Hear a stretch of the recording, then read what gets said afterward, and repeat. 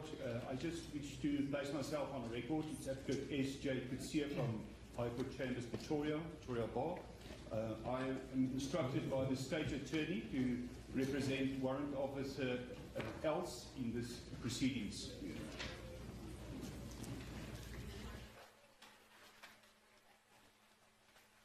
Thank you.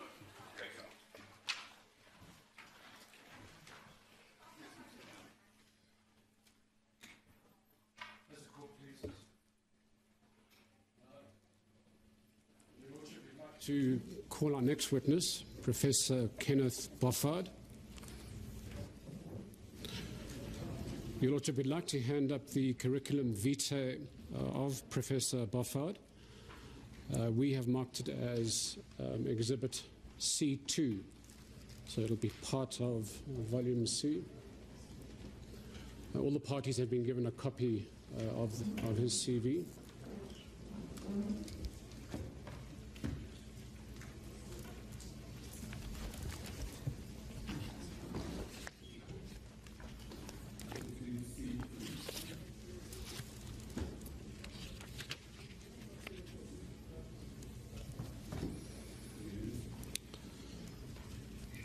Thank you, my Lord.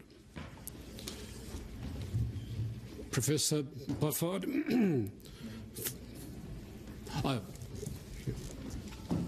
Your full name sincerely? Kenneth David Pahad. Do you have any position in taking the oath? I do not. You said that evidence that's about to give the whole truth and nothing but the truth. Swear the evidence that I'm about to give is the truth, the whole truth, and nothing but the truth. Please raise your right hand and say so. So help me God. Thank you.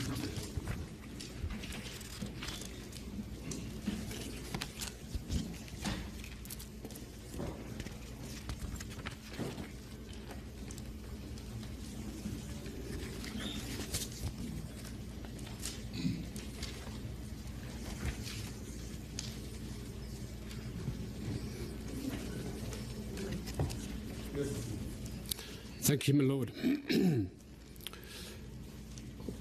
Professor Pahad, firstly, thank you so much for taking the time out of your busy schedule at Moore Park Hospital to be with us this morning. Professor Pahad, as has been explained to you during our consultation, we have called you to court this morning to advise the court on the do's and don'ts of treatment of individuals who have suffered critical injury, for example, after a 10-story fall. Before we tackle that question, I'd like you to give the court a sense of your expertise and experience as a doctor and as a specialist surgeon. Now, we have provided the court with a copy of your CV, which is just under 50 pages. We don't have time to go through all 50 pages, so can I ask you to provide us with some of the highlights of your professional career? And, my Lord, in this regard, I can direct you to page 2 of his curriculum vitae, which provides for a helpful overview. And perhaps, Professor, you can commence with telling us what you're currently doing, and then speak about your qualifications and certain of your experiences. Thank you. I am a qualified surgeon, and I've received significant extra training in the field of trauma surgery. That is the field of surgery dealing with the injured patient, my Lord. I am currently Professor Emeritus at the University of Witwatersrand, and was for a period of 15 years Professor and Head of the Department of Surgery at WITS at Charlotte Maxey General Hospital. Prior to that, for a further 15 years, I was Chief of Trauma at the same hospital. Since 1914, I have been Chief of Trauma at Mill Park Academic Hospital, and that is a satellite of the university and is recognized as a training center as well. So for my adult life, I have been, after my training, trained as a general surgeon and as a trauma surgeon. I qualified at WITS in 1974, did my specialist surgical training overseas at Guy's Hospital in London and at the Birmingham Accident Hospital, and returned here in 1984. Thank you, Professor. You're also currently the Secretary General of the International Society of Surgery, which I understand is the world's oldest and largest international surgical organization. And just for the record, you have some 80 publications to your name, as well as 20 book chapters, and you've written 3 books on trauma surgery. I'd like to highlight, with the leave of the court, some of the book titles and journal pieces which I think really highlights your expertise in this area. And if there are any others that you think should be highlighted, please let me know. So amongst the credited journals that you have authored is one by the name of Regional Emergency Care in 1989, Flight for Life, Making It Work, Selection of Patients for Air Transport, published in 1990, Roadside Endotracheal Intubation. Incidentally, for us lay people, what is that about? If a patient on the side of the road has breathing difficulties, previously the options of what to do were limited, but with the improvement in training of what became paramedics, it was possible to put a plastic tube down into the trachea and get good breathing for that patient. Thank you. You've also got a few published articles on gunshot injuries. One is titled Major Gunshot Injury in South Africa. An interesting piece on penetrating neck injuries. The treatment of bleeding is to stop bleeding. Treatment of trauma-related hemorrhage. And then you have published a book titled Definitive Surgical Trauma Care, which is now in its 4th edition. Professor, any other journals or books that you wish to highlight for the court? I'm happy with that. Professor, I may say that from your CV you've had a distinguished career and certainly not an idle one.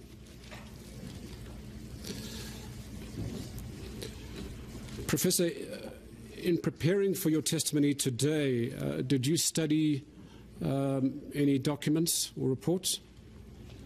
I did. I was furnished with the post-mortem report from Dr. Skeppers, who was the medical officer who performed the post-mortem. I also received a short text from Dr. Vernon Kemp certifying that he had certified death, and those were the 2 relevant ones that I have received. Your Lordship, for the record, the statements of Daisel, Patel and Kemp, as well as the post-mortem report, can be found in Volume B. Professor, perhaps it would be helpful if we just summarize the contents of the statements of Warrant Officer Daisel and Brigadier Patel, because this essentially sums up the police version of what happened in the aftermath of the fall.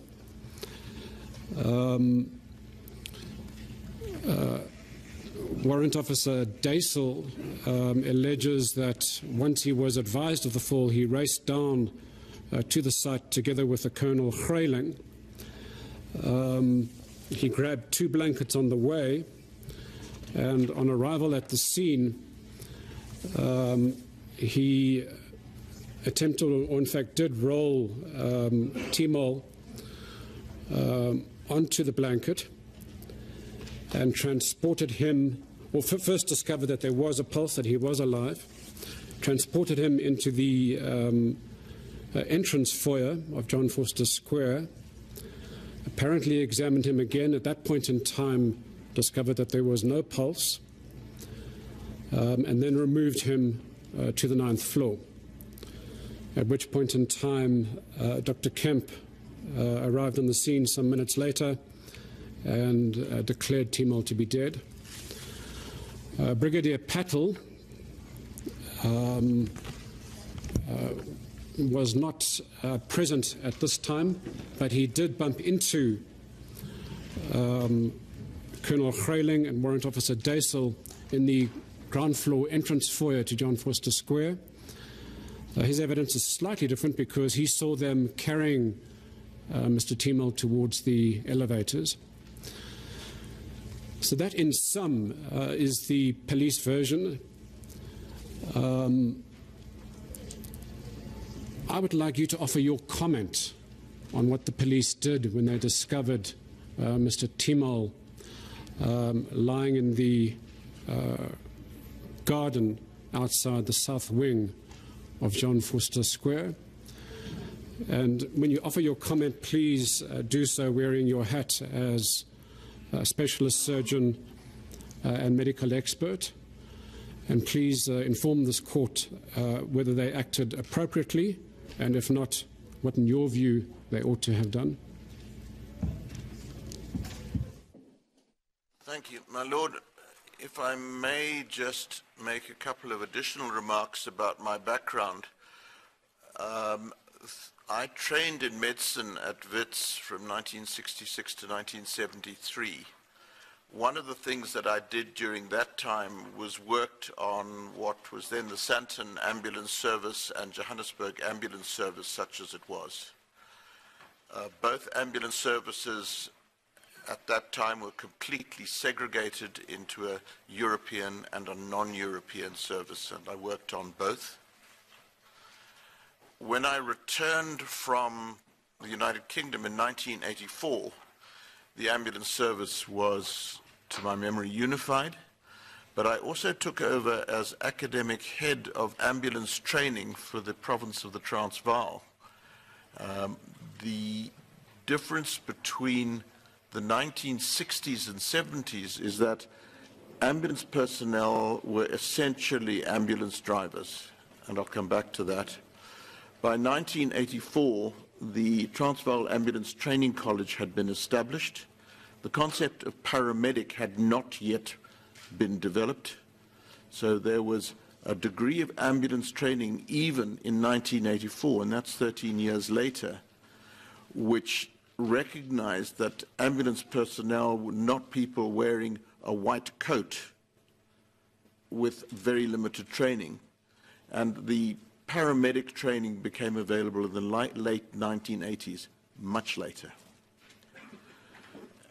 So at the time of this incident taking place, ambulance services had very poorly equipped ambulances.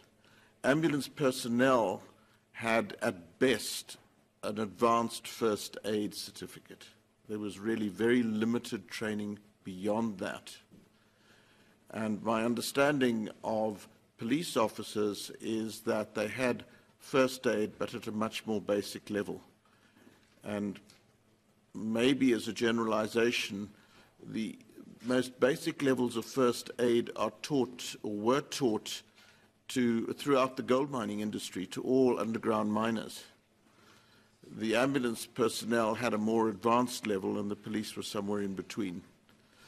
And so the ambulances at that time were almost not equipped to part with stretchers and blankets, certainly not with drips. And the expertise of the ambulance personnel or the police in terms of what we think of today was not even dreamt of. It was very limited indeed. So that is the sort of background as to what pertained at the time, and what I then, as a very junior ambulance officer, had at my disposal during the time that I was at medical school, but working part-time in an ambulance service. So, as a preface, those are the conditions. The first aid at the time, and it really was developed over years from the British particularly, the first aid at the time recognized that people could be severely injured and specifically recognized the danger of neck injury, so that if somebody had fallen or been hit by a car, there was a very high risk of neck injury. And the recommendation from both the military and civil emergency care books at the time was that a patient, if they had been badly injured, should not be moved. They should be turned into what was called the coma position, which essentially meant lying on the side, almost using the hard surface of the road or whatever it was as a stabilizing surface. One knee was drawn up, so they were, in this particular situation, there was one leg was broken. Patient would have or should have been rolled to the other side, one leg drawn up, the knee bent, and the patient left lying in what was called the three-quarter position, lying on their side until emergency help arrived, and that included an ambulance stretcher. They were put onto that and transported to hospital. Thank you, Professor. Professor, one of the reasons why we believe this evidence is very important is because over the years the family have had great concern that the manner in which Timol was handled, physically handled at that time, could very well have worsened his particular condition. The police in question were aware that Mr. Timol had fallen 10 stories and presumably would have known that anybody falling 10 stories would be critically hurt.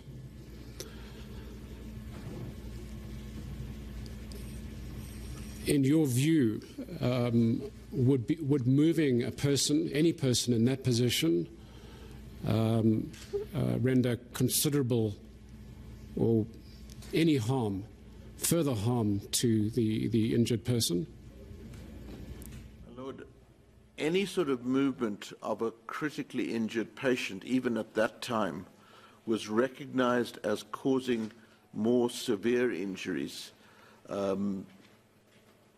Clearly, no one had the details on the post-mortem at that time. Equally, I have no knowledge of the surface onto which the deceased fell. But at that time, the police, in fact, certainly the provincial police and mostly the South African Police Service, didn't even carry first aid kits in their vehicles.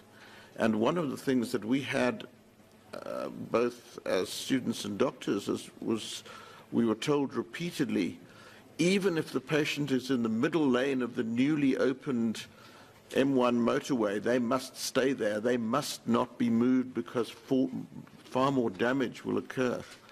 And we had situations where roadside tow trucks helped us to tow the vehicle out of the middle lane of the highway before the person was removed from the vehicle, or if they were lying on the highway, assisted us to move them out of the source of danger. So across the emergency services, including traffic police, and I assume the South African police as it was drummed in, you do not move these patients because you may cause further injury, particularly to the spine. Particularly also if there are broken bones, big broken bones, and the deceased did have what would have been very visible, I think, a big damage to his one leg with a break in his leg. The teaching was you had to split that before moving it. So I would recommend that this patient should not have been moved until emergency services arrived. But I have no knowledge of the availability of emergency services at that time. You say that it could exacerbate the injury, but would you say that it would be fatal to move a person who's injured? Can it result in death? My Lord, the normal cause of death in patients such as this is either they obstruct their airway, they're actually unable to breathe, typically seen in somebody with very bad facial injuries or bad neck injuries, or they are actually unable to breathe because the lungs are not working, or they bleed until they die, or they have such a severe brain injury that after a while the brain stops working. And any factor which can make this worse, this is why the three-quarter position has been advocated. It allowed the airway to be open. It allowed the maximum choice of being able to breathe. And more importantly, the not moving of the patient meant that whatever breaks there were would not cause further damage to the tissues around them by moving those breaks and increasing the amount of bleeding that the patient had. So the restriction in movement would have been planned as reducing the factors that would increase the onset of death. So they would not of themselves have been the only cause of death, but they could have made the other causes worse. It could be a contributing factor. Correct. Was there any mention of that in the reports that you studied from Dr. Skeppers or Dr. Kemp? Did you find any discussion on this subject? Dr. Kemp purely certified that the patient was dead, so there was nothing to add there.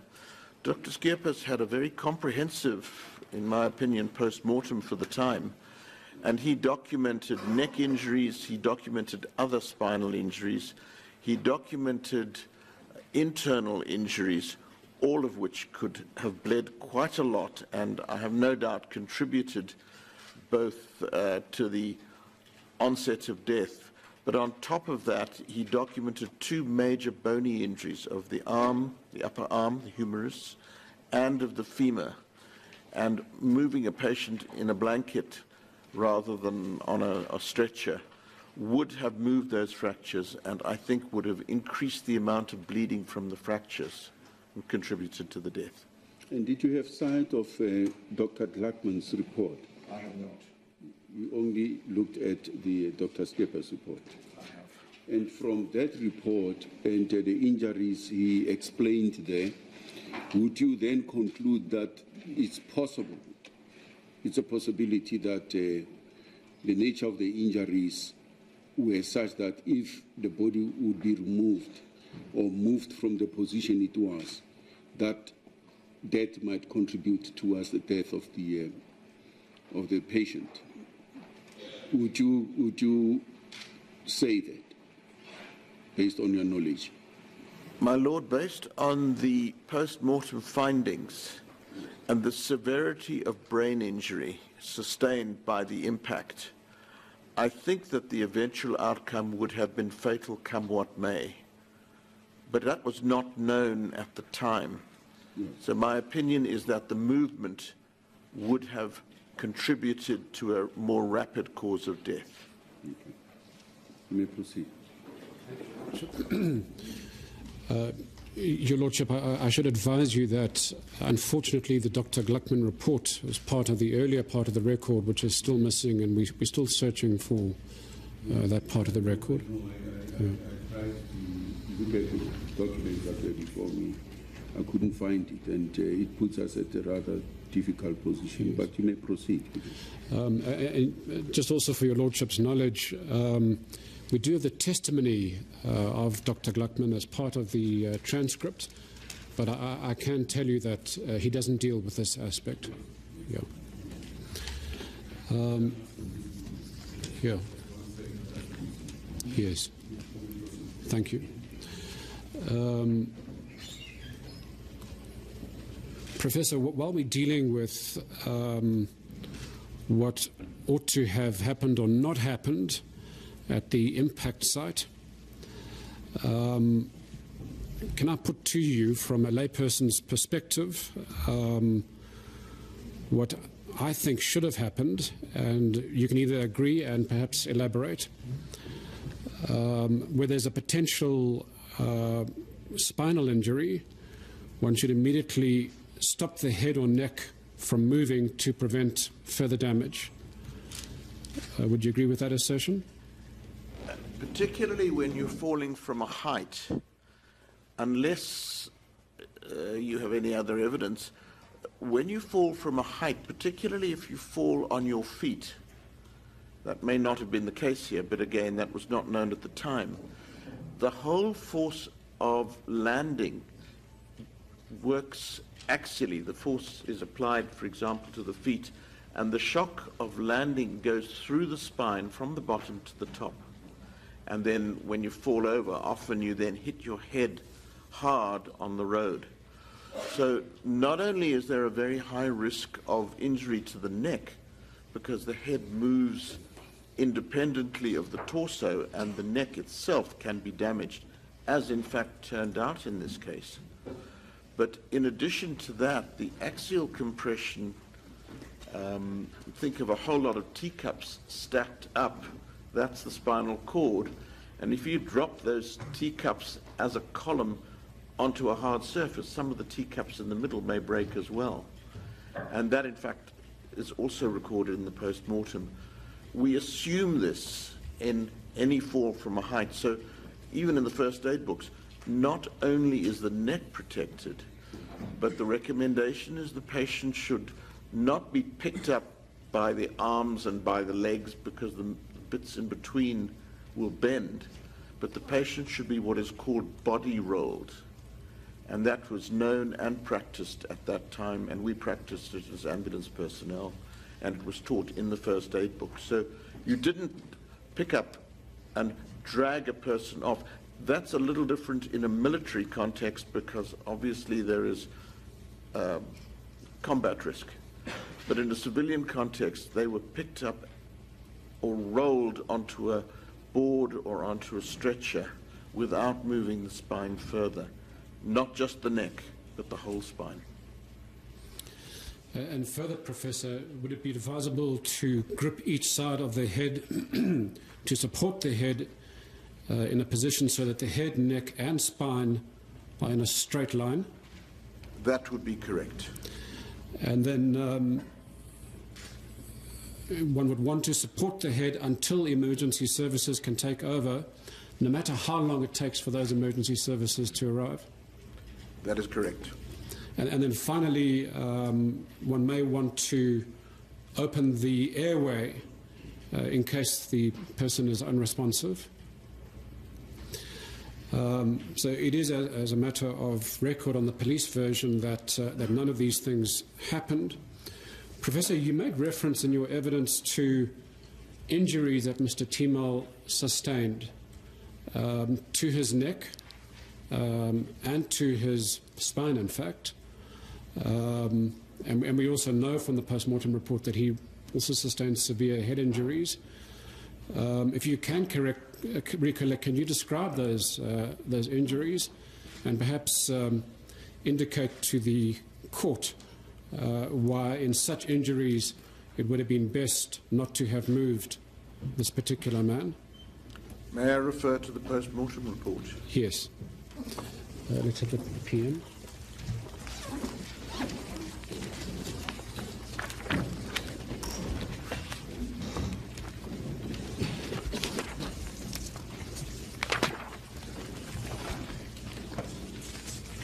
My Lord, I'm referring to the post-mortem report by Dr. N.J. Skeepers, who is the senior government pathologist. I'm not sure of your bundle reference number. My Lord, it's in volume B, I believe it's exhibit X. Is it XX?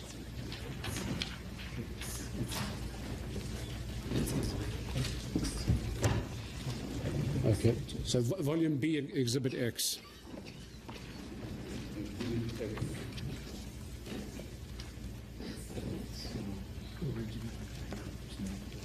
In fact, it's described as that.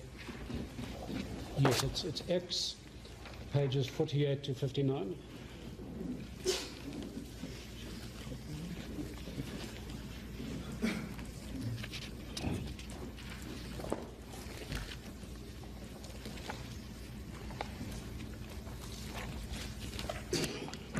Volume B. Yes.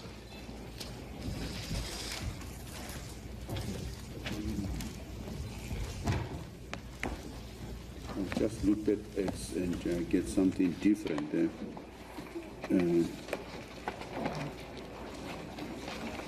I get Mohammed Khan. It's volume, the Lordship, which has all the affidavits and exhibits Yes. of the original inquest. I'm on that one here. I'll just have to go to the index here. Can you take a couple, please? X1. Stapler and take it out. Stapler. Lord, we can give you a Yes, copy if you I have if you it. have it. Okay. It's X1. It's not X. Yes. Thanks, Professor. You may proceed. My Lord, I'm not, for obvious reasons, going to go through this in detail, but I will pick up on a couple of the salient points, and with your Lordship's permission, I'll report in English. I welcome if anyone feels that I'm not translating adequately. On page 50, uitwendige voorkoms van die liggaam, it reports on the external injuries, and the first line is that there is a fracture of the right elbow and a fracture of the mid-shaft of the right femur. These were the two external fractures. And certainly the elbow and the femur fracture, that is the upper leg, would have been quite visible, I think, in terms of distortion of the shape of the arm or the leg, especially the leg. Moving to page 51, under item 6, the schedule or the skull, the report from the third line reports there is a fracture of the base of the skull and a fracture of the posteriorly and the left orbital plateau and the ethmoids. In other words, the skull has a top, a sides, and a bottom, and that surrounds the brain. So this is the area under the brain, between the brain and the body itself. It's the thickest part of the skull, and to break it requires a very large amount of force. That's not totally relevant to the skull. It's what's in the skull that's important. In other words, if you see a fracture of the base of the skull, that implies that the brain has the potential for very great injury. And also under, I'm sorry, I misread, schedule is number 5. And then number 6, schedule inhoud, it reports widespread subarachnoid bleeding, especially on the inferior aspect of the left frontal and temporal areas. So again, the brain occupies the skull. We have this bad break under the brain, and bleeding within the brain and on the surface of the brain, primarily where that break was. Now that's the most protected part of the brain, and is also the area to some extent which governs your really important functions. That's the bit of the brain which tells you to breathe. That's the part of the brain which also maintains your blood pressure and pulse, and it's called the midbrain. And that was the area that was the most badly damaged. Moving on to number 7, there was a break of the nasal bones, and underneath the eyes that is also part of the way you breathe in air, so it can partly obstruct the way you are breathing your air. And under 8, there are further fractures of the upper jaw, which again can imply this patient may have breathing, particularly if there is bleeding inside the mouth or nose, and the person is lying on their back at any time. That blood accumulates at the back of the mouth and stops the breathing. So traditionally, we again roll the patient, if we can, onto the side so that the blood runs out of the mouth rather than into the lungs or blocks up the breathing. And even in those times, there were 2 techniques taught, which was a mouth sweep to remove any broken teeth and so on from the mouth, and sometimes something called the jaw thrust. When you are holding the head, if you put your thumbs at the back of the jaw and push it forward, it allows breathing to be easier. So that was also why advocate reported that one should hold the neck. The neck structures were reported as bleeding at the front of the neck, and that's important again from the point of view of breathing. Moving down, there are lots of other bruising in the lung cavity, and I'm now on page 52. There was about 230 mils of free blood on the left side of the lung. That's not enough to kill him. Also, a tear in the right lung and so on. Those would eventually continue bleeding, but I don't think that they were a specific cause of death here. When we move to the abdominal cavity,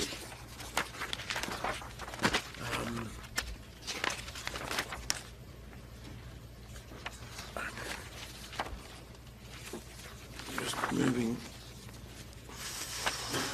forward, please forgive me for a second.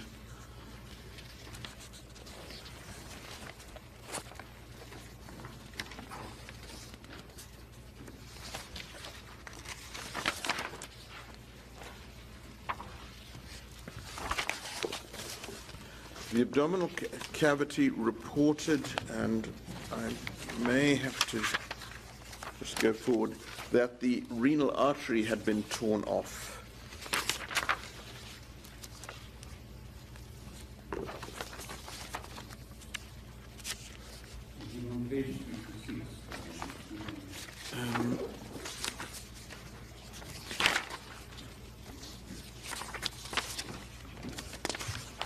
In 56.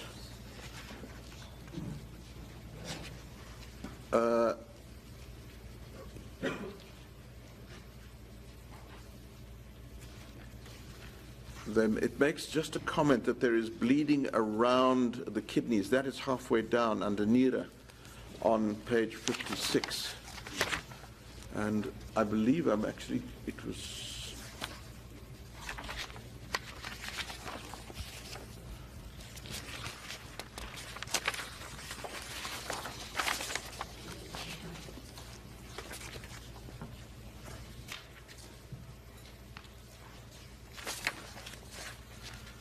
cannot locate it at the moment, but somewhere there was a mention of the renal artery on the right being torn.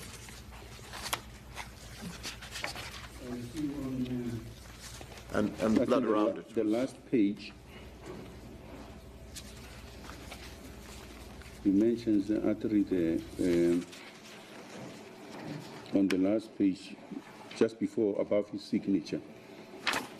Could it be the one that you're looking for? The left carotid artery shows an area of tearing in the elastic of the elastic vessels.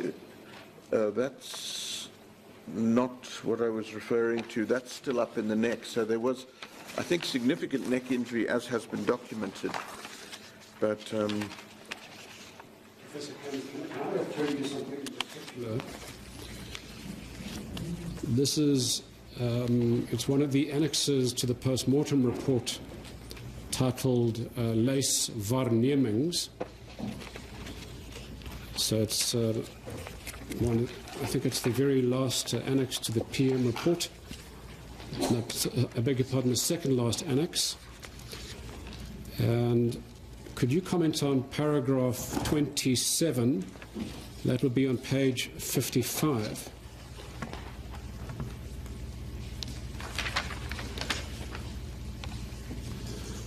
And perhaps I'll translate. Okay. It's titled Spine, and then paragraph 27 says, spinal column, there is a fracture of the body of the 7th cervical vertebrae. And in 28 spinal cord, it simply says not exposed. Could you comment for the court on those two paragraphs? There is a fracture of the 7th cervical vertebrae. Now, the head is attached to the torso by the so-called cervical vertebrae, which start underneath the skull and finish with the thoracic vertebra. There are 7. So the 7th vertebra is the bottommost one.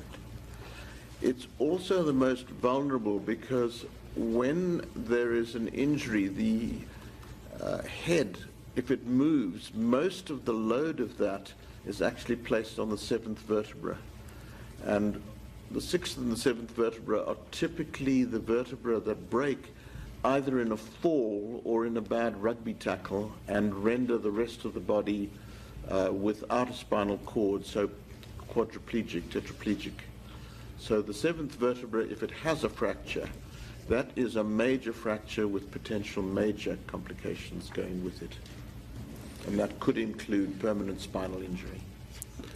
Professor, I think you've demonstrated to us that Mr. Timol had sustained very serious injuries to his spine, his neck, as well as his skull, as well as other injuries. So unless there's anything else in the post-mortem report you want to point us to,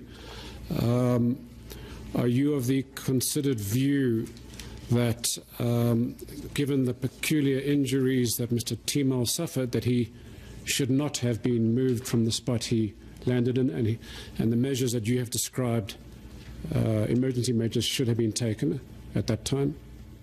Unless there were circumstances placing his life at further risk, for example, in the middle lane of an uncontrolled motorway, my opinion is that he should not have been moved until he was transported to hospital. Thank you. And then finally, the example that you gave of police not wanting to move seriously injured persons even on a busy highway, it suggests that there was perhaps a fear or a culture amongst the police at the time that even in a dire situation as a busy highway, there was some reluctance to move injured persons.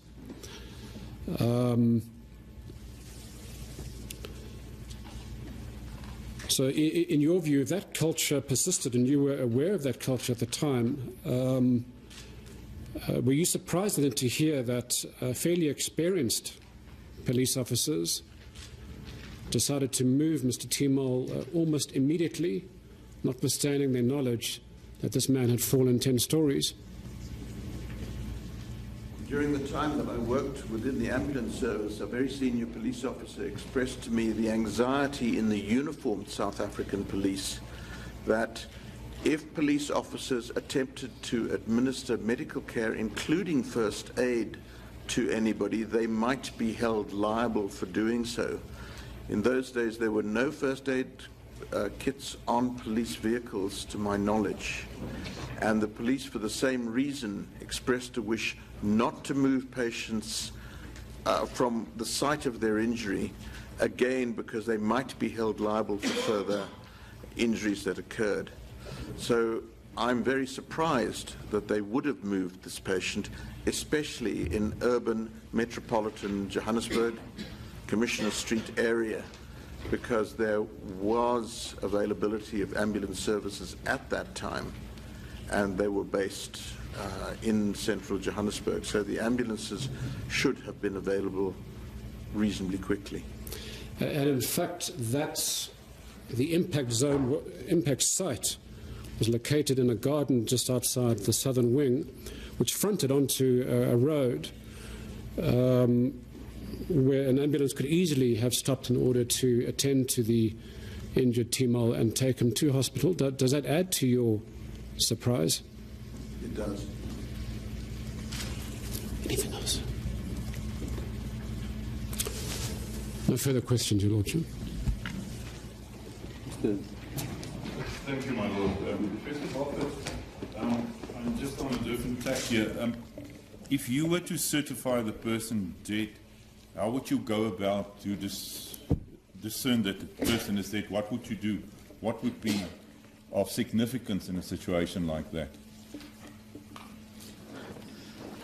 Thank you. And my question, I presume, refers to were a medical practitioner have to certify death? Yes, the district surgeon. Say, for instance, you were the district surgeon and you were to certify the person dead. What would you do, and what would be of significance then? There are a number of tests for life and separate tests for brain death, which is more relevant to transplantation. But the circumstances you are referring to here, I would look for external signs of life, in other words, any movement, any attempt to breathe at all. Then I would look at measuring the basic parameters of life, and that is, again, are there any attempts to breathe? Is there a pulse present? Because if there's a pulse present, then the heart is still beating and the person is still alive. And also any reflexes. Reflexes are a response to basic functions, not higher brain functions. So that if you're in a doctor's consulting room and the doctor taps your knee and the knee moves, you're not moving the knee, it's a basic spinal function. Equally, if you shine a light into the eye, the pupil gets smaller. So a patient who was making no attempt to breathe at all, and I'm taking 1971, there are other tests now, no attempt to breathe at all, no pulses palpable at all, and shining lights in the eye, the pupil is widely dilated and not responding. That would have been what was used to ascertain the cause of death. The reason I'm asking you, if we look at the original inquest Exhibit T, my Lord, that would be Volume B, Exhibit T, and that would be page 44, is an affidavit by Dr. Kemp, and I want to read it to you because I want to ask you to comment on some of the matters.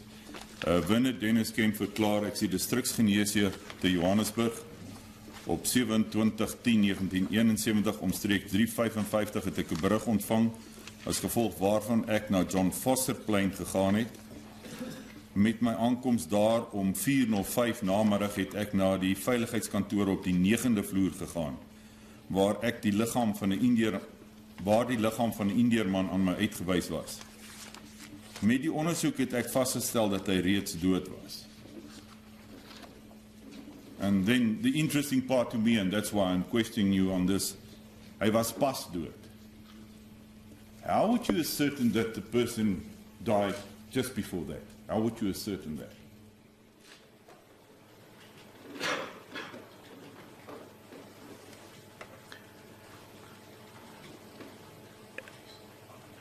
I'm having trouble answering in that we are talking about a timeline where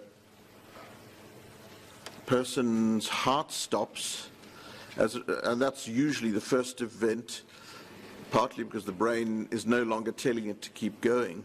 Until the heart stops, there is some oxygen going to the brain, and after that the pupils will dilate up. But at that time, all the physical appearances, the patient is still warm, the patient's limbs are still, can be physically moved, they're not stiff. And that really doesn't change for a while. And you would have to refer to a forensic scientist to give you more of a time. But certainly within an hour, I would not be able to say whether the patient had died a minute ago or an hour ago. I'm just thinking, what would be the significance as to exactly when this person died? Why would you put in a death certificate, I is past do it? Right? What's the significance of that? I don't know. Thank you, my lord. No further questions.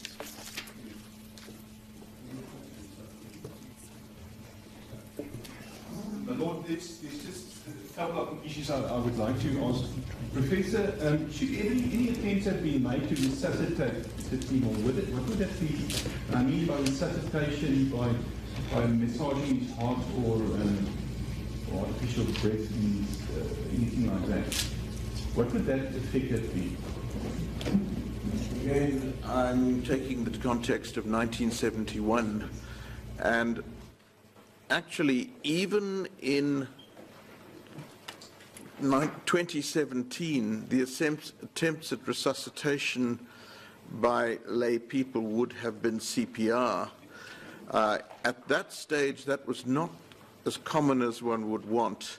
And I think at the time, the resuscitation would have been to keep the airway open, move them to the coma position, stop any visible bleeding by pressing on it. And that was about it. And as to the injuries and taking into account the limited paramedical training at that stage in the ambulance services, do I understand you correctly that your evidence is that regardless as to their arrival at the scene, whether it was left there in the garden, Mr. Timol would have died? From the injuries I've seen, he sustained fatal injuries, which may well have been fatal in 2017. But again, that's in retrospect. Those injuries would not have been apparent. And remember, this is even before the days of brain scans, so those injuries would not have been apparent to anyone on the scene at the time. But objectively, if we look objectively at the injuries and the consequences of those injuries, could anything have been done to prevent him dying? I do not believe so. Thank you, Lord. No questions. No questions. My Lord, I just have one further technical question, if I may put it to the witness. My Lord, my learned colleague, Mr. Pretorius, raised the question of pulse and checking for life. Professor, is it possible in some circumstances not to find a pulse on the wrist or arm, but potentially to find a pulse elsewhere? You are correct. The first pulse to go is the wrist. As the blood pressure falls, at that stage you can still feel a pulse in the groin, and then that pressure goes, and then the last, because it's relatively easy to feel, is in the neck, just above the collarbone, and I'm indicating on myself, and that's the last one to go, and that would be the pulse we would normally look for, particularly in a slimmer individual, normally look for, because that one is still feelable when the others are not. In 2017, we have electronic means of assessing it. So, when Officer Daisel alleged in his statement that when Timol had been brought into the foyer and he checked for a pulse on his wrist and there wasn't one and he was therefore dead, possibly or conceivably Daisel could have been wrong? If I look at the injuries, this patient did not primarily die of loss of blood.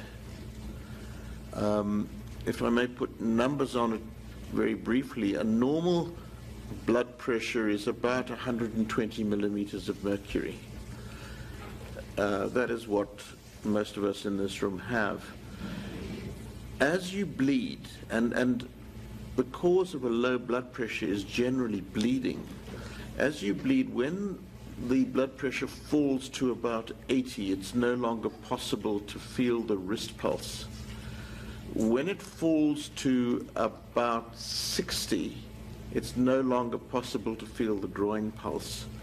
And when it falls to 40, it's usually not possible to feel any pulse.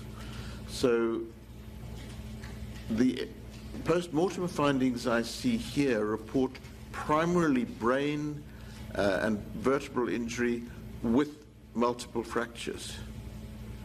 And those to me were the cause of death whereby the heart stopped beating.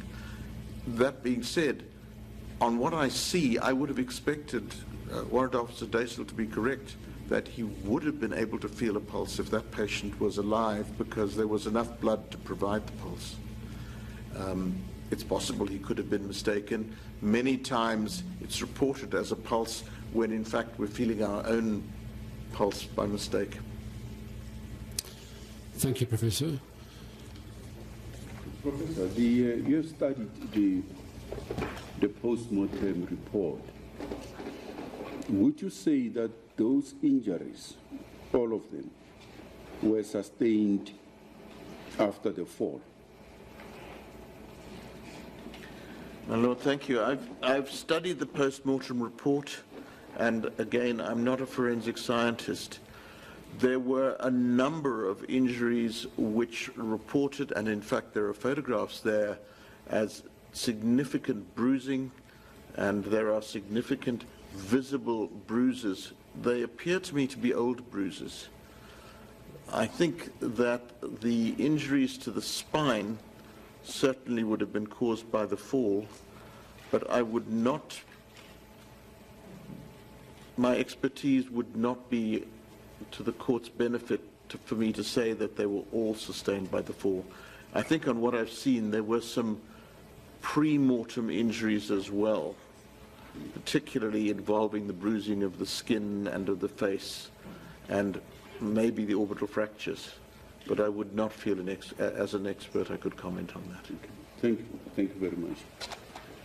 Thank you, Doctor. You, Professor, you are excused. Thank you. Will this be the appropriate time for the adjournment? Oh yeah, no, fine. We can take the tea adjournment and return. We are adjourned until 11:30. All right.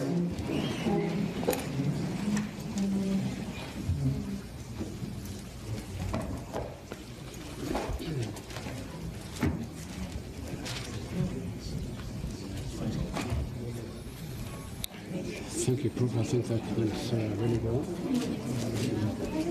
It was a bit cheeky of the judge to start asking those questions.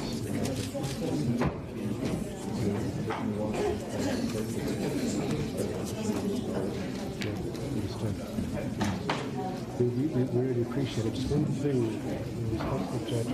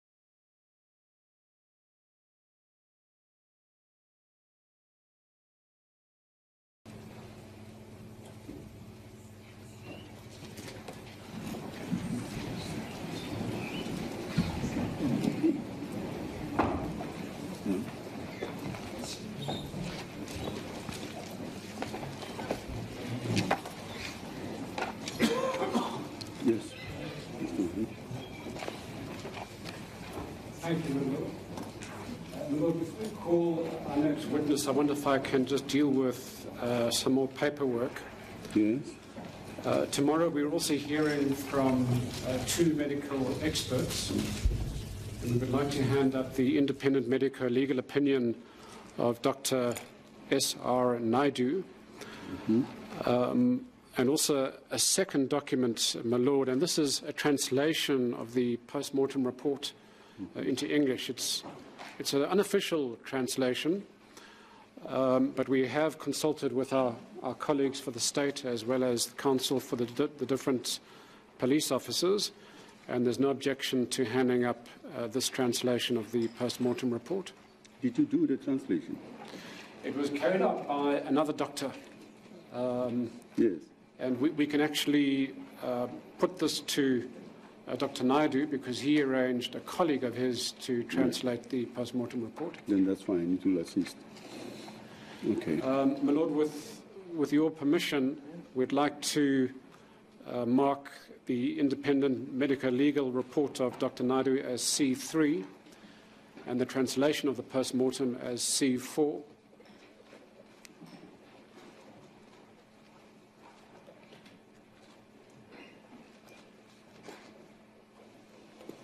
Yes, this is so marked.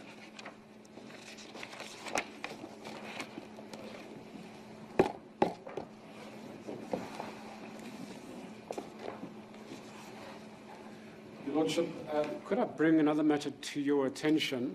Yes. We've consulted with some of our remaining witnesses. Mr. Mudley, who's our trajectory expert, he's indicated that he's only available on Friday morning. We had anticipated not sitting on Friday morning, but with your permission, we would like to call just Mr. Mudley for Friday morning, and we think he could be done before lunch, potentially just after tea. We think we might finish with him. Okay. In that case, Your Lordship, we've done some shifting, and we propose moving Mr. Frank Dutton and Mr. Imtiaz Kaji to Thursday afternoon. So we anticipate a full day for Thursday. Who's coming on Thursday afternoon? Well, just to remind you, in the morning we have Mr. Don Foster. Yes. And then in the afternoon, Mr. Frank Dutton and Mr. Imtiaz Kaji. We'll supply you with an amended witness list. From Mr. Kaji? Yes, the nephew of Mr. Timol. Yes, I know. Is he not coming at the end? We thought of calling him now because we fear that next week might be quite a busy week. I've read his affidavit. I would have preferred to hear it at the end. But if you would prefer to call him towards the end of next week, we're happy with that, Your Lordship. Yeah, at the end. Okay. Next week.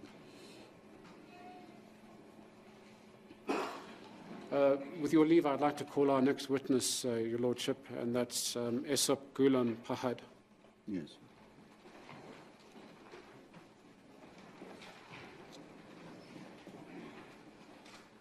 Want to affirmation. Ask him first.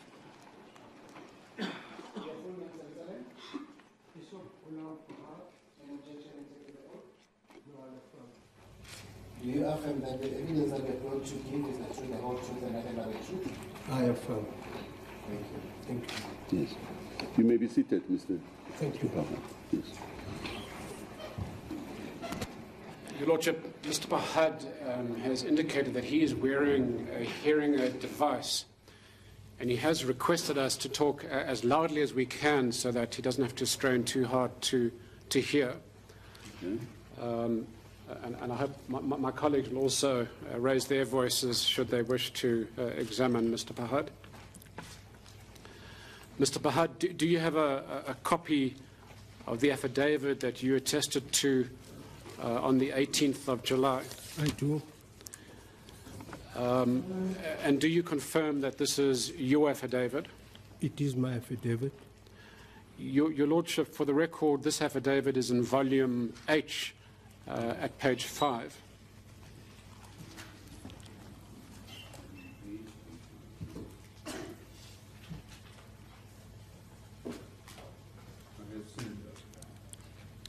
Thank you. Mr. Pahad, thank you for taking the time to come to court this morning.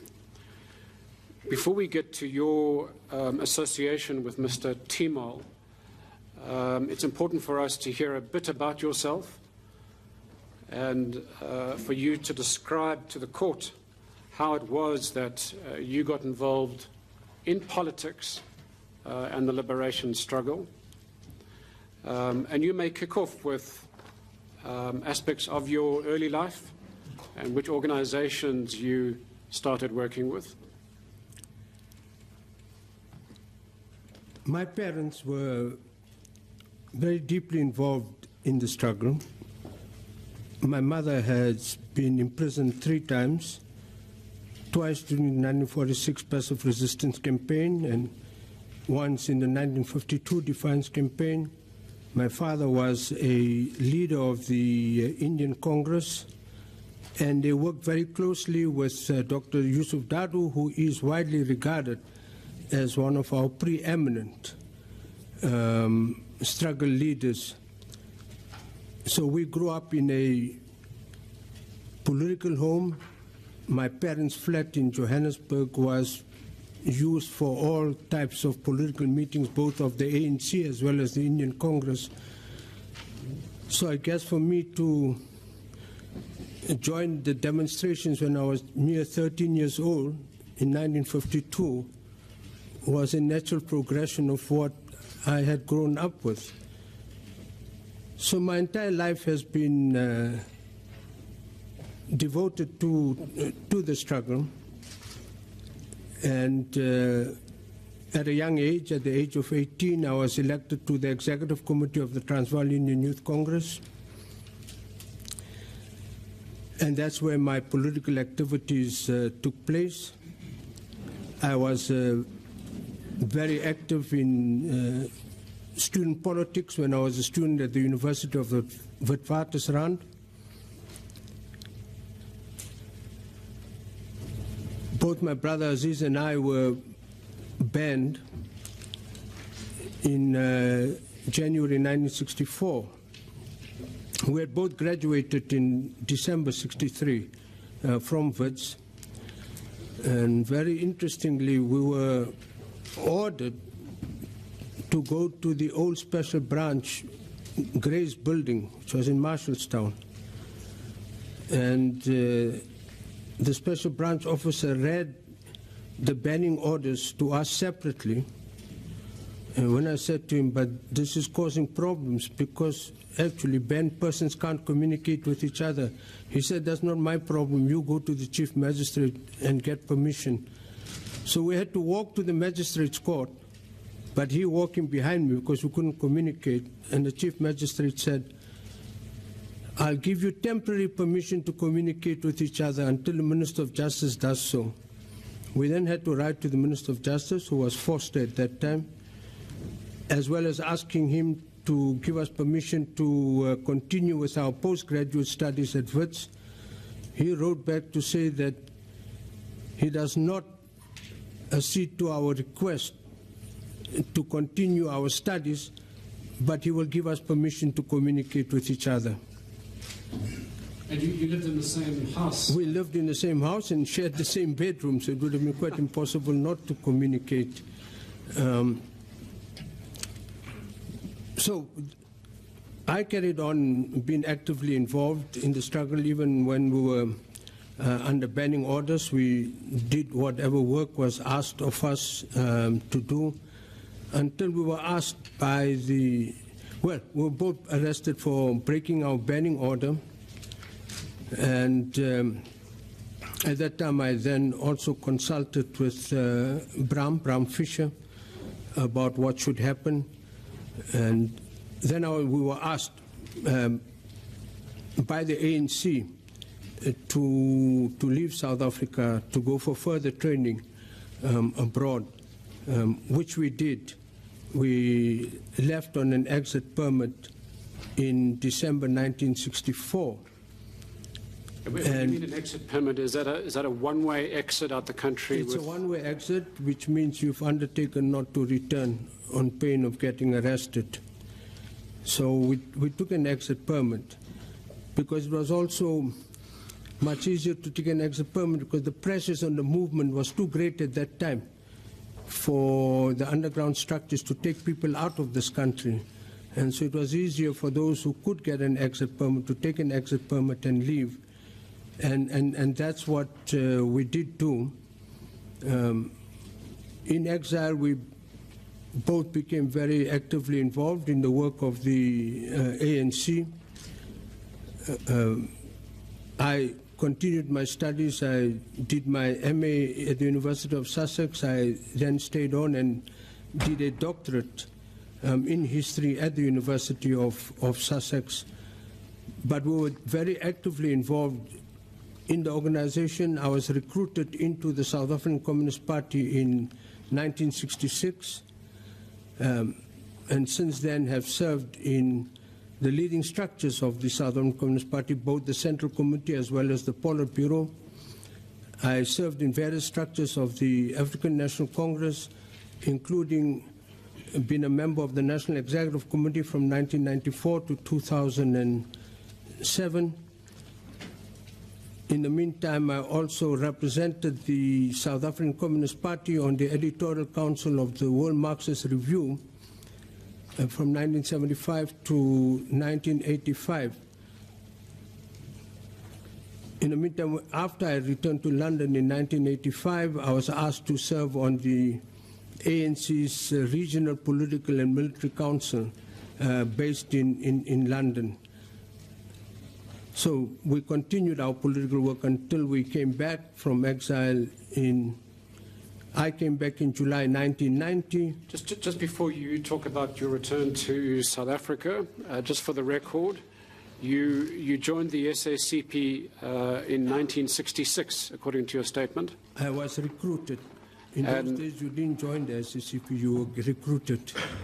And on what basis were you recruited? Well, on the basis that the SACP had a position that, from their point of view, those who were leading the party at that time, that they would recruit into the party what they considered to be, or who they considered to be, some of the best cadres in the movement. And so I guess they thought I was good enough to be recruited to be a member of the SACP. And was the SACP in London working openly or underground? No, totally underground. So, for example, the unit I belong to in London, only those of us who were part of that unit knew who was in the unit, except, of course, the people in the leadership. But the rest of us, and we were not at liberty to disclose our party membership to anybody outside of the unit that we belong to. And you mentioned that you reached the highest level of the decision-making body of the SACP, the Central Committee, and that was when? In the 80s sometime, I was elected onto the Central Committee, and after 1990, I was elected onto the Politburo of the South African Communist Party. Before I interrupted you, you mentioned that you had just returned to South Africa, I think in 1990. In July 1990, there were three of us who were given a specific task. That's Jeremy Cronin, as well as, what's her name? She Geraldine Fraser Moleketi, and I were given the task of resuscitating or rebuilding or building a legal party. If you recall that the SACP was also unbanned in February 2nd, 1990, and the three of us were given the task of being in the forefront of creating the structures of a legal SACP, which is what we did do, and which is what I did do.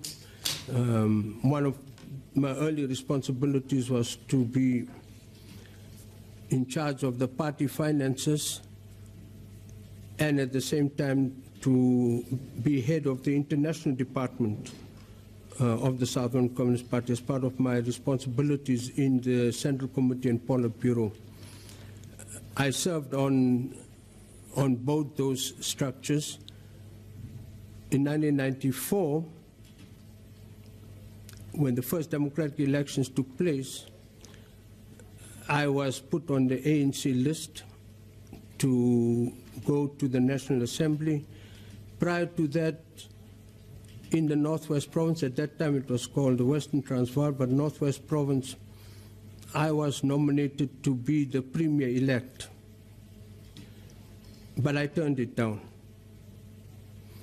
I turned it down because I thought that it was not going to be in the interest of the ANC if they had somebody who was a well-known communist in a situation in which the Bantustans in the old northern Bophuthatswana and them had some effect where in the rural areas you might still have anti-communist feelings. Secondly, I did not speak Tswana as a language, and in my view, if you wanted to be a premier in a province, you had to speak the language of the people. Mr. Pahad, you ultimately did serve in Parliament and you became a cabinet minister. I then became an MP,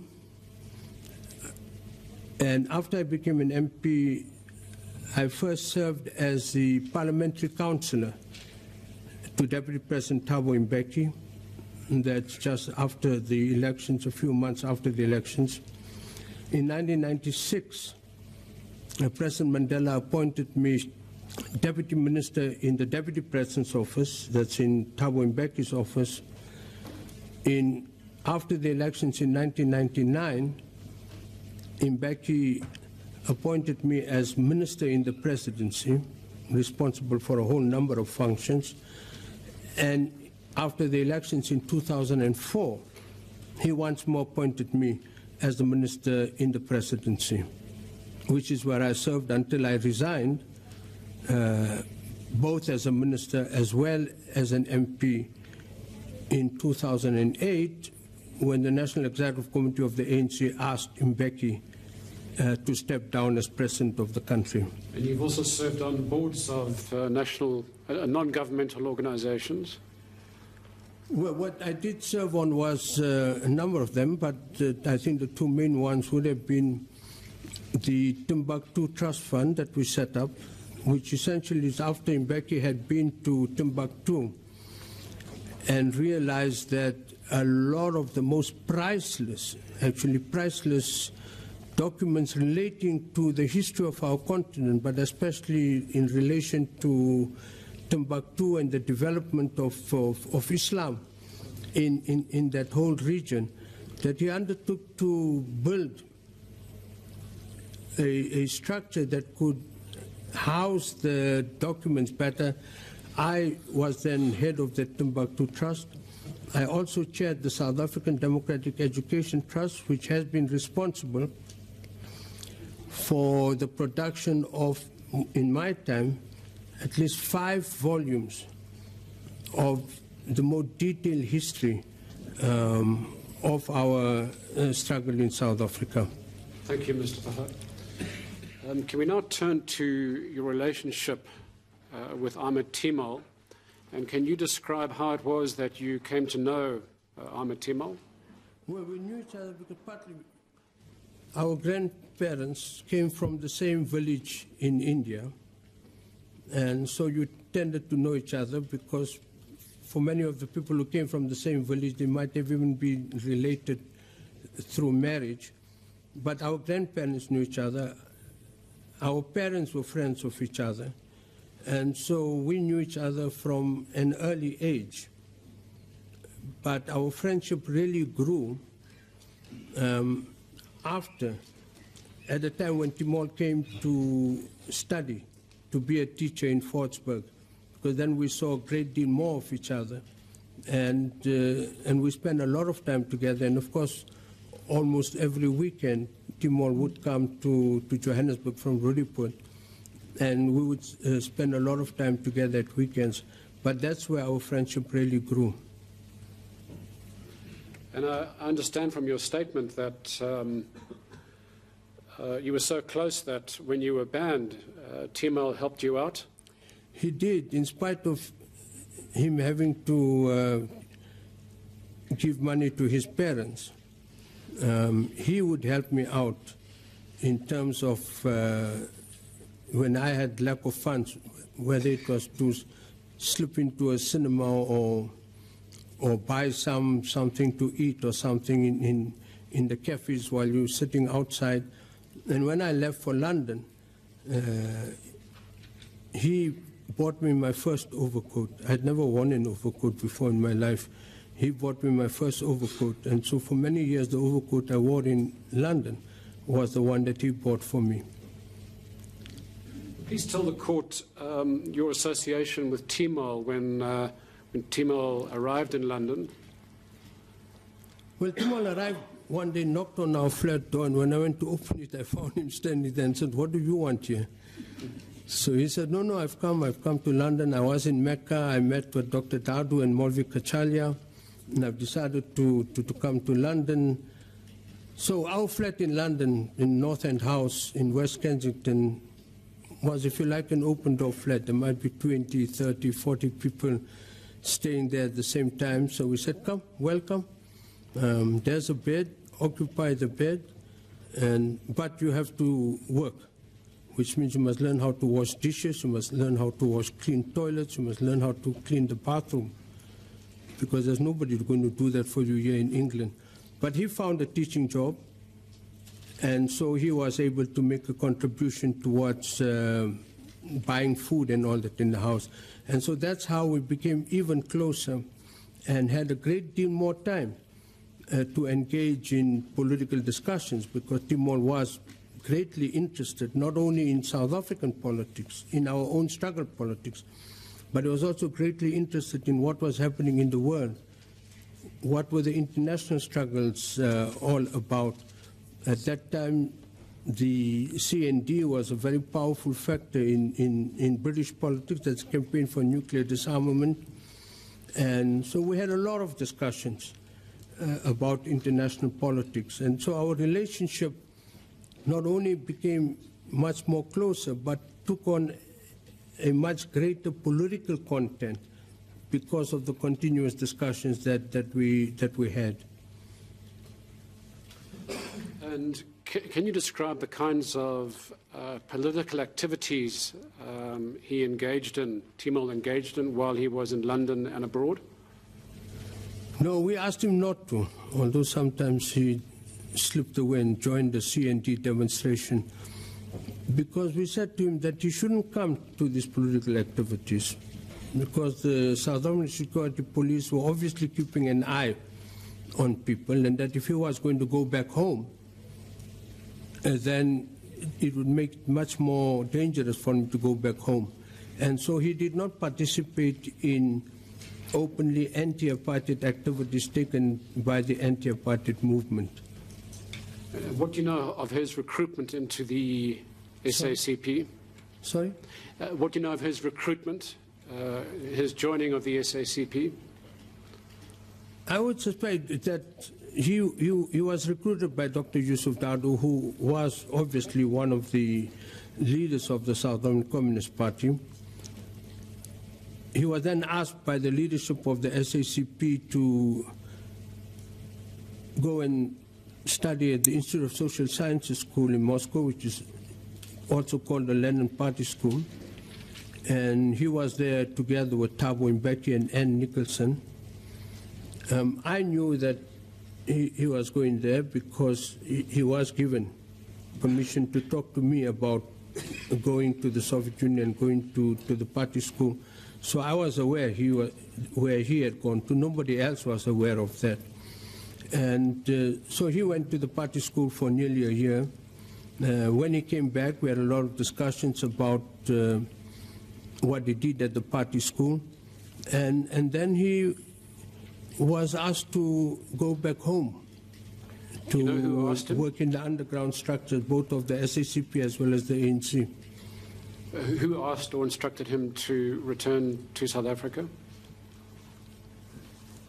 I would assume that it would be Yusuf Dadu, and he also received training by Jack Hodgson, because in London, Jack Hodgson was principally responsible for training people in how to prepare petrol bombs and so on and so forth, because at that time, one of the methods that we used to distribute our illegal material was by the use of petrol bombs and other underground work. So he did receive training. I know that from Jack Hodson. When you mean a petrol bomb, do you mean a bucket bomb? A bucket bomb, yes. Yes. According to your statement, you were in fact the last person to talk to Ahmed Timol before he left for the airport. And during that discussion, you spoke about the dangers, particularly dangers that might arise following an arrest. I think what is very important to understand, and that's what we did discuss about, and I say this in my affidavit, that the possibilities of him getting arrested were very real. Partly given the fact that we had been heavily infiltrated by the old security police, partly that what he was doing was dangerous work and he could be identified as such. And in the course of that discussion, what we were also then discussing is how would one respond? Because we already had enough information about the forms of torture that was used by the security branch officials to obtain information from detainees. So we had that information. We also knew a lot of people themselves who had been tortured by the apartheid regime. And we had a lot of discussions about that. And in the course of those discussions, I think I said to him a number of things. One, I said, look, when the ANC was banned in 1960, and we were asked to do certain things like putting up illegal ANC posters, distributing illegal ANC leaflets, and that, all you needed to do was to, if you were arrested, give them your name and address. I think we were a bit idealistic, not realizing what torture can do to people. But for me, and that's what we discussed with Ahmed, that it is not treacherous to break under torture. There are some individuals who manage to withstand the worst form of torture. Two of them would have been Abdullah Jassat and Lalu Chiba, who withstood the worst form of torture without breaking down, without giving any information. But it's not treacherous to break down under torture. As I say in my affidavit too, there is a limit to human endurance, and we understood that there's a limit to human endurance. The important thing for us in the movement was that if you do break down and you do give information, what you should try to do is limit the information that you give. So that if you know that you worked with a number of people, you limit the number of names you would give of people that you worked with in the underground. Secondly, that you would try to, as much as is possible, give this information gradually, so that those who had been working with you in the underground or that you had been recruiting would realize that you are under arrest, and therefore they would have to then take the necessary measures to protect themselves, which means either they would leave the country, depending on what they were doing, or go into hiding. And that's what we discussed in terms of what are the possible things that could happen to him if he was arrested while he was doing the underground work on the movement. It's not in your statement, but did you perchance discuss with Mr. Timol approximately how long he should try and hold out for? Sorry? Did you discuss with Mr. Timol the duration of time that he should try to hold out for if he was arrested and interrogated? A day, 2 days, not longer? Not duration of time, but so much that you try to hold on to as long as it is possible. Because it's impossible to determine, in my view, how any one particular individual would respond to the kind of pressures and tortures that was imposed on you. So the idea was just hold on for as long as you can. And as I said earlier, if you have to give names, give them on a gradual basis.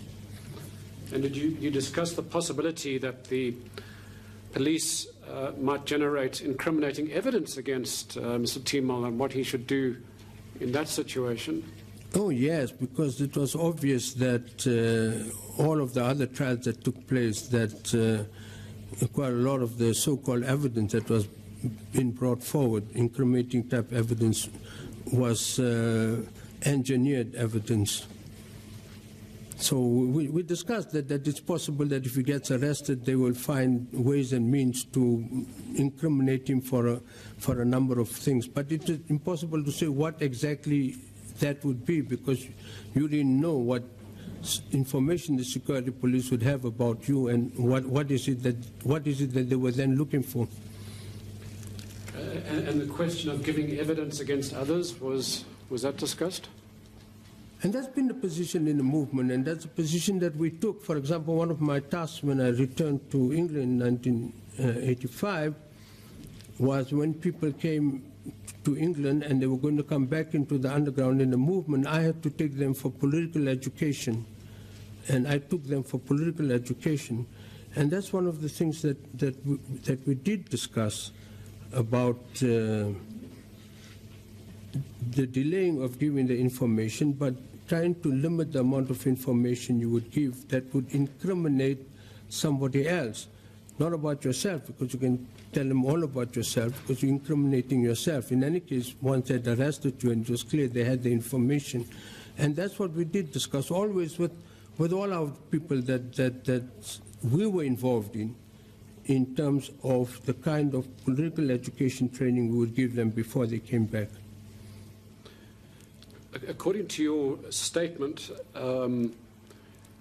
what was discussed was the possibility of breaking under torture and then potentially even agreeing to testify, but then recanting at court and saying, well, in fact, I was tortured and I refused to testify. Was that a tactic that was discussed with Mr. Timol? It was very much, and we also had our own experiences here in South Africa.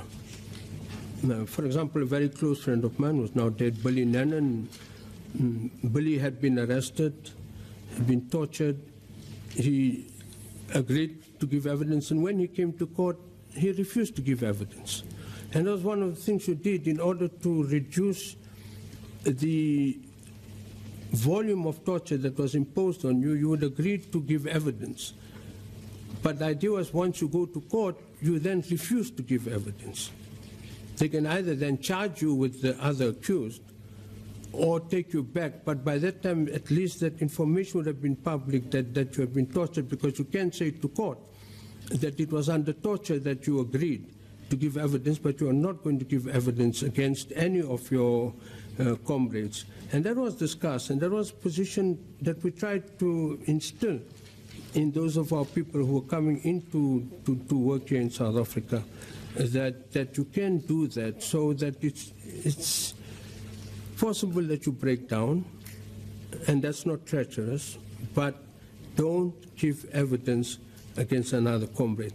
Be ready to go and be charged and be ready to be imprisoned, which in my view, Timol was ready to be imprisoned. So he was aware of the risk of a potential long prison term, and you say he was ready for that. Was that discussed?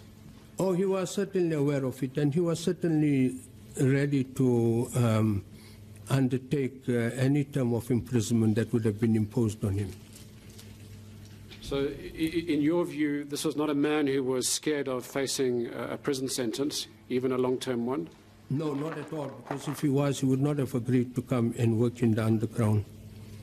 Can we turn to the attitude or the policy, if there was one, of the SACP in relation to its cadres taking actions such as suicide for purposes of protecting the party? Your Lordship, can I refer to the document? Yes. It's the document called Inkululeko, February 1972. And in my view... Sorry, Mr. Pahad. Your Lordship, the document he's referring to is Inkululeko Freedom, dated February 1972, number 2. It's in volume C at page 15. Please proceed. In my view, the concluding paragraphs under the subheading stand firm. And that's on the last page, is it? That's page on the 7. last page. No, it should be the last, yeah, that should be the last page. It's an absolute fabrication by the South African Security Police. It has nothing to do with the rest of the Inkululeko document. And I think if you read it carefully, you'll be able to tell that it actually is a translation from the Afrikaans. For example, they use the word here, if I may quote from it, Your Lordship, make sure your complaints and actions against the suppressors get the utmost publicity. There's no such word. And none of us would ever use the word suppressors. You would always use the word oppressors. I would guess that it's some translation from the Afrikaans. So that certainly would be one. And secondly, that in the very last paragraph, a number of people's names are mentioned, a concoction of names, Rolly Arnstein, Varun Berenger, Easy Maisels, MD Naidu, George Bezos, Sogot, and others who have been fighting with us since the days at Livonia. In my view, the SACP would never have mentioned those names in this document, or never have said that these are people working with us, because what would that mean, working with us? Because Easy Maisels was a lawyer, George was a lawyer. They were defending our people in the political trials. And I think this was a fabrication in order to try to implicate some of these lawyers and that in things that they were not doing or were not responsible for. So my very firm view is that those paragraphs under the subheading stand firm is an absolute fabrication by the special branch attached to the thing to try to indicate that the position of the SACP was that you should commit suicide if necessary. And my view is very clear. I am not aware, and have been a member of the party for a long time, having been involved in political education work with cadres that were coming back into this country, having also gone to Angola for military training in the Kashito camp, that it has never been part of policy of the party or the ANC or any protocol, and you will never find it in any documents of the party or the ANC where anybody would have been asked to commit suicide. It just is not possible. No, the party would never have said it, the ANC would have never said it. If we can return for a moment to your last discussion with Mr. Timol, in your affidavit you make a reference, you say, in our last discussions we had agreed that Ahmed should not commit suicide. In what context was that raised? The context was that we were also discussing how the security police and the state agencies and how the courts themselves in South Africa were responding to the deaths of detainees. And you will recall that absurd statements were made such as somebody slipped on a bar of soap, somebody fell down a flight of stairs, that they will make up these stories.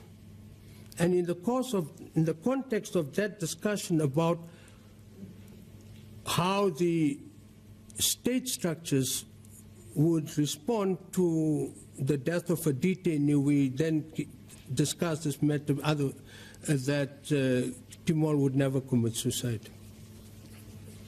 And why do you say that, knowing Mr. Timol that he would never commit suicide? Well, I think additionally, there are two additional reasons I give in the affidavit. One, Timol himself was a Muslim, brought up as a Muslim, and his parents were very pious, religious people. And a Muslim, in terms of Islamic edicts, should not and cannot commit suicide. And if you do, you will not be able to be buried in a Muslim gravesite. So just from that point of view, it seemed to me that as a Muslim, Timol would have been not in a position in which he would have wanted to commit suicide. The other reason was also that whilst he was in exile, he met Ruth Longoni. They fell madly in love. They really wanted to spend time together. At one time, they even thought of getting married until Timol agreed to leave her behind and come and work in the underground. Now, remember that Ruth could not join him here because of the Immorality Act. As a person of Indian origin, he would have been arrested if he was seen living in cohabitation, never mind sleeping, with a white woman. So she had to stay behind in England. And for me, always, Ahmed was going to come back to Ruth. And Ruth always thought that at some point Timol would come back to her. And therefore, the idea that Timol would commit suicide, for me, just doesn't seem plausible at all. Thank you, Mr. Pahad. My Lord, no further questions. Thank you, Your Lordship. Just getting back to Nkululeko number 2, the last paragraph, it said they issued by the Communist Party of South Africa. Have you got any comment on that, issued by the Communist Party of South Africa? No, I'm aware that the party was issuing Nkululeko. I'm not aware of this particular issue because I didn't work on it. But having been given sight of it, I'm absolutely clear that those last few paragraphs are a fabrication. Did you work on other publications, Mr. Pahad? I did. I was on the editorial board of the African Communist as well as another journal of the party, Umsebenzi.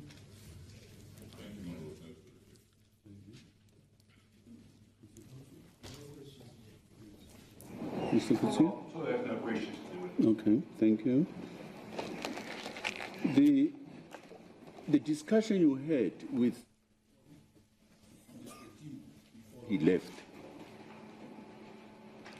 could it be possible that in addition to that, he might have had discussions with Dr. Dadu or with Jack Hodgson about how to conduct himself in case he's arrested? Well, I'm sure that you would have certainly have had discussions with Dr. Dadu because Dr. Dadu was one of the leaders of the party, and Dr. Dadu recruited him to go and come and work in the underground of the SACP. What those discussions were, I have no idea. He never told me what they discussed, and we never discussed what was discussed between him and Dadu.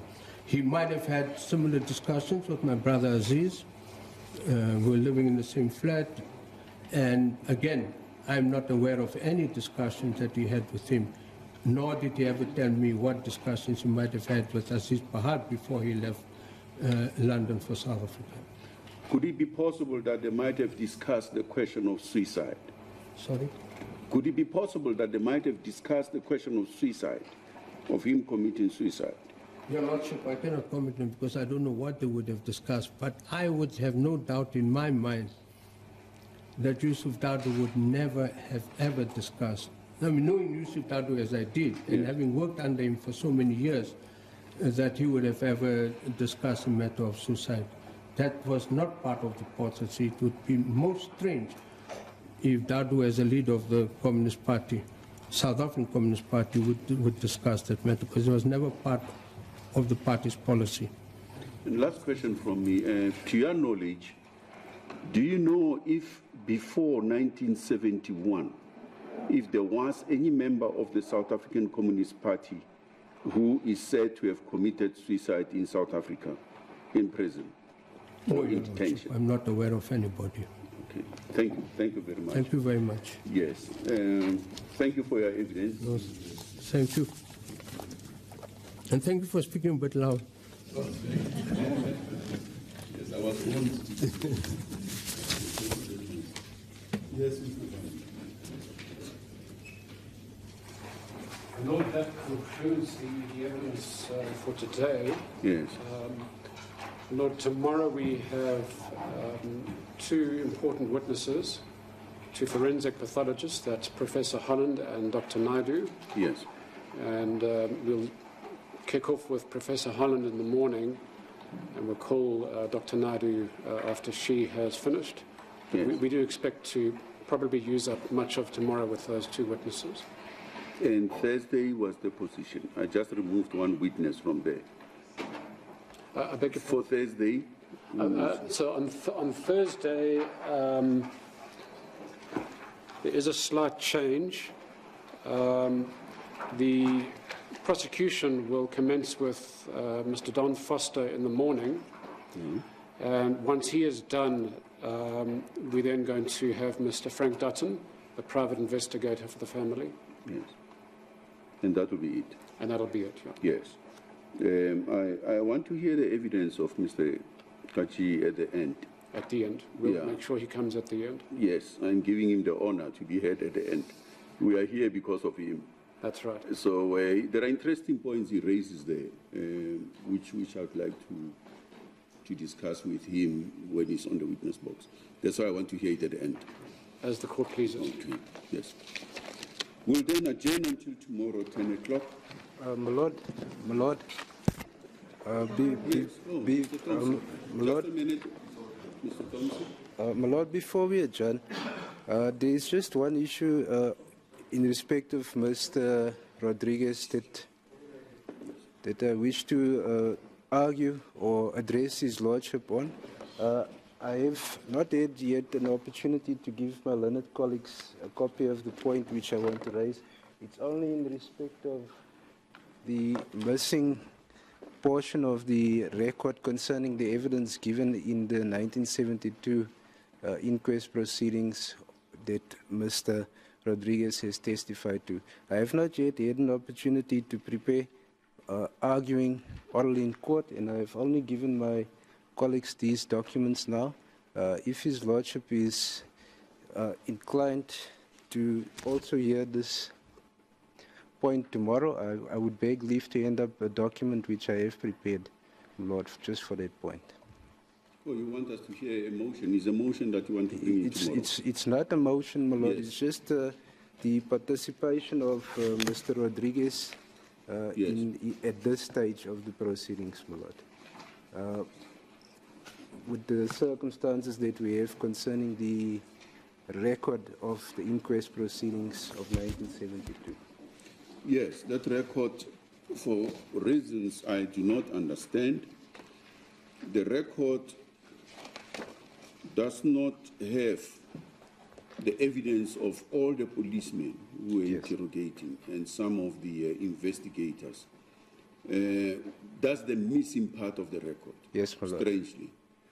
And I have the rest of the other witnesses who testified, as well as the judgment by the magistrate. I have seen that, my Lord. Yes, and the magistrate does sum up some of what transpired during the my Lord. proceedings.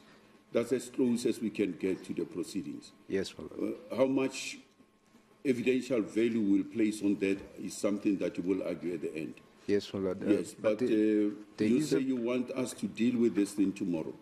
If it pleases the court, my Lord, because I have not yet had an opportunity to prepare myself. I have only drafted a concise set of submissions on that point, which I wish to address tomorrow, my Lord. Okay. And fine. also to give my colleagues an opportunity to consider that point as well and make submissions on that point. Yes, okay. As it pleases the court. Okay, fine. We will then start with Dr. Pretorius, how long is the evidence of Mr. Foster? Is it going to be Professor Doncaster evidence won't be that long, my lord. 2 hours at the most. Already the book, Detention in Torture in South Africa, I have given copies to some of the people, so it's basically with a summary of his book. So Thursday, it's a good idea that we can do the argument, seeing that tomorrow we will have the evidence of the medical personnel tomorrow, the doctors tomorrow, that Thursday possibly, if we want to prepare something. But his evidence won't be long, 2 hours. You'd rather we hear this argument on Thursday? I think so, seeing that it's quite complicated, the evidence that's going to be laid tomorrow, my lord. And to give us time to do a little bit of preparation, my lord. Yes, Mr. Vanu, what's your view on this? Yes, my lord, I would agree with the submission of Mr. Pretorius. Yes, Advocate Kutsi? I'm also in agreement with that for Thursday. We put it for Thursday? Yes. Yes. Mr. Thompson, will you be ready? That would suit me, my lord. Okay, fine. Okay, then we'll hear this on Thursday. We are adjourned until tomorrow, 10 o'clock, whereupon we'll proceed with the witnesses.